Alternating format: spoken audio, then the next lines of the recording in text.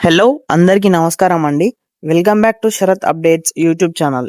ఈరోజు పెన్షన్ల గురించి వివరాలు పూర్తిగా తెలుసుకుందాం. మీరు లేదా మీ కుటుంబంలో ఎవరికైనా పెన్షన్ తీసుకుంటున్నారా? లేదా కొత్తగా పెన్షన్ కోసం ఎదురు చూస్తున్నారా?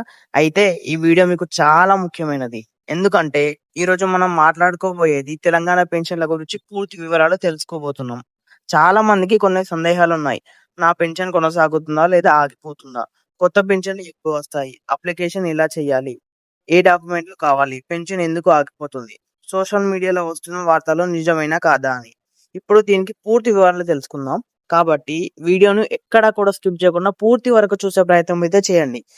పూర్తి వరకు చూస్తేనే వీడియోలో ఉన్న సమాచారం మీకు క్లియర్‌గా అర్థమవుతుంది. అలాగే వీడియోని ఖచ్చితంగా లైక్ చేయండి. లైక్ చేస్తే తెలంగాణ పెన్షన్ల గురించి లేటెస్ట్ అప్డేట్స్ ఇవ్వడానికి నాకు మోటివేట్‌గా ఉంటుంది. దాంతో పాటు ఛానల్‌ని సబ్స్క్రైబ్ చేయండి. ఒక ముఖ్యమైన విషయం చెప్పాలి.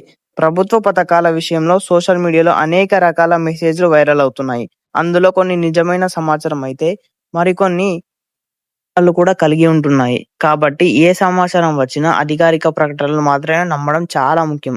తెలంగాణలో సామాజిక భద్రత పెన్షన్లు ఎంతమంది కుటుంబాలకు నెలవారీ ఆర్థిక సహాయం ఉపయోగపడుతుంది? వృద్ధులు, వితంతువులు, దివ్యాంగులు మరియు అర్హత ఉన్న ఇతర వర్గాలకు ఈ పథకాల సహాయం ఎలా అందిస్తున్నాయి? ముందుగా ఒక విషయం ఆలోచించండి. మన ఇంట్లో పెద్దవాళ్ళు ఉన్నప్పుడు వారికి వయసు పెరిగిన తర్వాత వారి పరిస్థితి ఎలా ఉంటుంది? ఒకప్పుడు కుటుంబం కోసం కష్టపడి పనిచేసిన వారు, పిల్లలను పెంచిన వారు వయసు పెరిగిన తర్వాత ప్రతిరోజు పనిచేయడం సాధ్యం అయ్యే విషయం కాదు. కానీ ఖర్చులు మాత్రం ఆగవు. మందులు కావాలి, ఆరోగ్య పరీక్షలు చేయించుకోవాలి, రోజువారీ అవసరాలు తీర్చుకోవాలి. ఇలాంటి సమయంలో ఒక చిన్న ఆర్థిక సహాయం కూడా వారికి ఎంతో ఉపయోగపడుతుంది. ఎందుకంటే రాష్ట్ర ప్రభుత్వం అర్హులైన వృద్ధులు, వితంతువులు, దివ్యాంగులు మరియు ఇతర వర్గాల వారికి పెన్షన్ రూపంలో ఆర్థిక సహాయం అందించే పథకాలను అమలు చేస్తుంది. ఇక్కడ మనం ఒక విషయం అర్థం చేసుకోవాలి. పెన్షన్ అనేది ఎవరికైనా ఉచితంగా ఇచ్చే డబ్బు అని కోణంలో చూడకూడదు. ఎన్నో సంవత్సరాలుగా కుటుంబం కోసం, సమాజం కోసం జీవించిన వారికి కనీస అవసరాల సమయంలో ఒక భరోసానికి ఇచ్చే అవకాశంగా ఈ సహాయం అని అర్థం చేసుకోవాలి. ఇప్పుడు గ్రామీణ ప్రాంతాల్లో పరిస్థితి చూస్తే చాలా మంది వృద్ధులు స్థిరమైన ఆదాయం ఉండదు.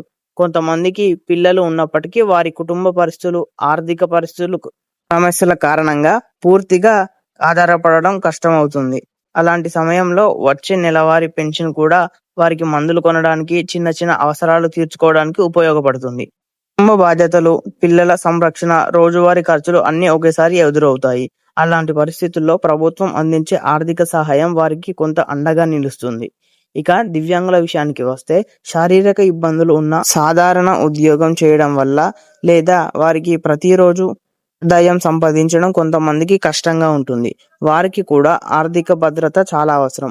అందుకే సామాజిక భద్రత పెన్షన్ పథకాలు సమాజంలో బలహీన వర్గాలకు సహాయం చేయడానికి ఉపయోగపడుతుంది. అయితే ఇక్కడ ప్రజలకు ఒక విషయం గుర్తుంచుకోవాలి. అదేంటంటే ప్రతి ఒక్కరికి పెన్షన్ ఆటోమేటిక్‌గా రాదు. ప్రభుత్వం నిర్ణయించిన అర్హతలు, ధృవీకరణ ప్రక్రియ ఆధారంగా అర్హులకు వారికి మాత్రమే మంజూరు అవుతుంది. అందుకే అప్లికేషన్ సమయంలో సరైన వివరాలు ఇవ్వడం, అవసరమైన పత్రాలు సిద్ధంగా ఉంచుకోవడం చాలా ముఖ్యం. మొత్తంగా చెప్పాలంటే పెన్షన్ అనేది కేవలం ఒక నెలవారీ మొత్తం కాదు. అది వృద్ధుల కోసం ఒక భరోసా, కష్టాల్లో ఉన్న కుటుంబాలకు ఒక సహాయం, సామాజిక భద్రతలో ఒక ముఖ్యమైన భాగం. ఇప్పటి వరకు ఈ భాగంలో తెలంగాణ రాష్ట్రంలో ముఖ్యమైన పెన్షన్ రకాలు ఏంటి, ఏ వర్గాలకు ఏ పెన్షన్ ఇస్తారు, సహాయం ఎంత అందుతుంది అనే విషయాలు వివరంగా తెలుసుకుందాం. కాబట్టి ఇప్పుడు ముందుగా మనం తెలుసుకోవాల్సిన విషయం ఏమిటంటే అందరికీ ఒకే రకమైన పెన్షన్ ఉండదు. ప్రజలకు పరిస్థితుల వల్ల, అవసరాలు, అర్హతలను బట్టి వివిధ రకాల సామాజిక భద్రత పెన్షన్లు ఉంటాయి. ఇప్పుడు ఒక్కొక్కటి చూద్దాం. వృద్ధాప్య పెన్షన్ అంటే ఓల్డ్ ఏజ్ పెన్షన్. మొదటిగా వృద్ధాప్య పెన్షన్ గురించి మాట్లాడుకుంటే, వయసు పెరిగిన తర్వాత చాలా మంది వ్యక్తులు రోజువారీ కూలీ పనులు చేయలేరు. శారీరకంగా బలహీనమైన వారు కూడా ఇక్కడ వస్తారు. ఆదాయం సంపాదించడం కష్టమవుతుంది. అలాంటి అర్హత ఉన్న వృద్ధులకు ప్రభుత్వం ఆర్థిక సహాయం అందిస్తుంది. వృద్ధాప్య పెన్షన్ ప్రధాన ఉద్దేశం ఏమిటంటే, వయస్సు కారణంగా ఆదాయం తగ్గిన వారికి కనీస అవసరాలు విషయంలో ఒక సహాయం అందించడం. మందులు కొనడం, చిన్న చిన్న ఇంటి ఖర్చులు, వ్యక్తిగత అవసరాలు ఇలాంటి వాటికి ఈ సహాయం ఉపయోగపడుతుంది. వితంతు పింఛన్ ఇది రెండవది. వితంతు పింఛన్ భర్త కోల్పోయిన తర్వాత చాలా మంది మహిళలు ఎన్నో ఆర్థిక సమస్యలు ఎదుర్కొంటారు. కుటుంబ బాధ్యతలు, పిల్లల చదువు, ఇంటి ఖర్చులు అన్నీ ఒకేసారి ఎదురవుతాయి.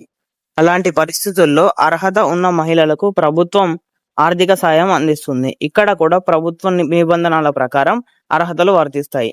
తర్వాత దివ్యాంగుల పెన్షన్ అంటే డిజబుల్డ్ పెన్షన్. ఇక దివ్యాంగుల పెన్షన్ గురించి మాట్లాడుకుంటే కొంతమంది శారీరక సమస్యల కారణంగా సాధారణ పనులు కూడా చేయడం కష్టంగా ఉంటుంది. వారికి రోజువారీ జీతం అంటే కొనసాగించడానికి అదనపు సహాయం కూడా అవసరం అవుతుంది. అందుకే అర్హత ఉన్న దివ్యాంగులకు పెన్షన్ కోసం సహాయం అందించే విధంగా ఉంటుంది ప్రభుత్వం. ఈ పెన్షన్ ద్వారా వారికి కొంత ఆర్థిక భరోసా లభిస్తుంది.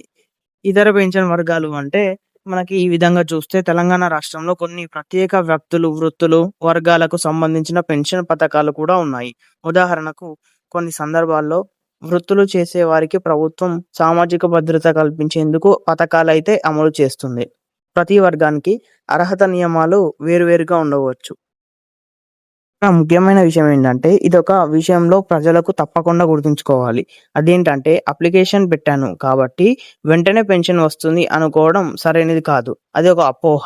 అప్లికేషన్ తర్వాత వివరాల పరిశీలన, అర్హత నిర్ధారణ, పత్రాల పరిశీలన లాంటి ప్రక్రియలు అయితే ఉంటాయి. అందుకే సరైన సమాచారం ఇవ్వడం చాలా ముఖ్యం. ప్రజలు ఎక్కువగా అడిగే ప్రశ్నలు ఇలా ఉంటున్నాయి. వయసు వచ్చిన ప్రతి ఒక్కరికి రిటైర్ పెన్షన్ వస్తుందా? సమాధానం ఏంటంటే దీనికి వయసు ఒకటే కాదు, ప్రభుత్వం నిర్ణయించిన ఇతర అర్హతలు కూడా ఉండాలి. ఇంకోటి ఏంటంటే ఒక కుటుంబంలో ఎంతమంది పెన్షన్‌కి వస్తుంది. ఇది ప్రభుత్వ నిబంధనల ప్రకారం అర్హతల ఆధారపడి ఉంటుంది. పెన్షన్ కోసం ఎక్కడ సంప్రదించాలి? స్థానిక ప్రభుత్వ కార్యాలయాలు, సంబంధిత అధికారుల ద్వారా సరైన సమాచారం తెలుసుకోవడం బెటర్. ఇప్పుడు కొత్తగా పెన్షన్ల కోసం ఎలా దరఖాస్తు చేసుకోవాలి? ఏ పత్రాలు సిద్ధంగా ఉంచుకోవాలి? అప్లికేషన్ సమయంలో ఎలాంటి జాగ్రత్తలు తీసుకోవాలి? ముందుగా ఒక విషయం గుర్తుంచుకోవాలి.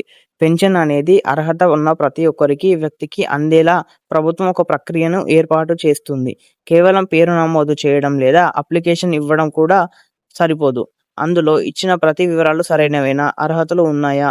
అవసరమైన పత్రాలు ఉన్నాయా? అనే విషయాలను పరిశీలిస్తారు. పెన్షన్ కోసం దరఖాస్తు చేసే విధానం. సాధారణంగా ప్రజలు తమ ప్రాంతంలోని సంబంధిత ప్రభుత్వ కార్యాలయాలు లేదా అధికారుల ద్వారా దరఖాస్తు ప్రక్రియ గురించి తెలుసుకోవచ్చు. గ్రామీణ ప్రాంతాల్లో గ్రామ స్థాయి అధికారులు, స్థానిక పరిపాలన వ్యవస్థ ద్వారా కూడా సమాచారం పొందవచ్చు. అప్లికేషన్ సమయంలో మీ వ్యక్తిగత వివరాలు తప్పులు లేకుండా ఇవ్వడం చాలా ముఖ్యం.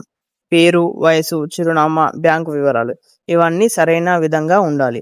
అవసరమయ్యే ముఖ్యమైన పత్రాలు. ఇప్పుడు సాధారణంగా అవసరమయ్యే పత్రాల గురించి తెలుసుకుందాం. మొదటిది ఆధార్ కార్డు. ఆధార్ వివరాలు చాలా ముఖ్యమైనవి. పేరు, పుట్టిన తేదీ వంటి వివరాలకు సరైనవి ఉన్నాయా చూసుకోవాలి. బ్యాంకు ఖాతా వివరాలు. పెన్షన్ మొత్తం జమ కావడానికి బ్యాంకు ఖాతా వివరాలు అవసరం అవుతాయి. ఖాతా నంబర్, ఇతర వివరాల్లో తప్పులు ఉంటే డబ్బు జమ కాకపోవడం ఇలాంటి సమస్యలు అయితే ఎదుర్కోవచ్చు. వయసు ధృవీకరణ పత్రం. వృద్ధాప్య పెన్షన్ వంటి వాటికి వయసు నిర్ధారణ అవసరం ఉంటుంది. అందుకే సరైన వయసు ఆధారపడి ఉండాలి. సంబంధిత ధృవీకరణ పత్రాలు. కొన్ని పెన్షన్ రకాల కోసం అదనపు పత్రాలు అవసరం కావచ్చు.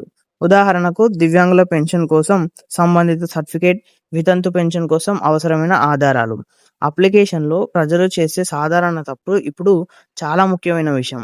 ఇది చాలా మంది చిన్న చిన్న తప్పుల వల్ల ఇబ్బందులు పడుతూ ఉంటారు. మొదటి తప్పు పత్రాల్లో పేర్లు వేరువేరుగా ఉండటం. ఉదాహరణకు ఆధార్‌లో ఒక పేరు, బ్యాంకు ఖాతాలో మరో పేరు ఉంటే సమస్య రావచ్చు. రెండవ తప్పు ఏంటంటే తప్పుడు సమాచారం ఇవ్వడం. ప్రభుత్వ పథకాల సరైన వివరాలు ఇవ్వడం చాలా ముఖ్యం. మూడవ తప్పు బ్యాంకు ఖాతా యాక్టివ్‌గా ఉందో లేదో ఒకసారి చెక్ చేయడం. కొన్ని సార్లు డబ్బులు జమ కాకపోవడానికి ఇది కూడా ఒక కారణం కావచ్చు. ఇవి ఈ రోజు యొక్క తెలంగాణ పెన్షన్ల యొక్క లేటెస్ట్ అప్డేట్స్. పెన్షన్ గురించి నాకు ఇలాంటి సమాచారం వచ్చినా నేను మీకు అందిస్తాను కాబట్టి వీడియోని ఖచ్చితంగా లైక్ చేయండి. లైక్ చేస్తే ఇలాంటి సమాచారం అందించడానికి నాకు మోటివేట్‌గా ఉంటుంది. అలాగే నేను అప్లోడ్ చేసిన వీడియోస్ మిస్ కాకుండా ఉండాలంటే ఛానల్‌ని సబ్స్క్రైబ్ చేయండి.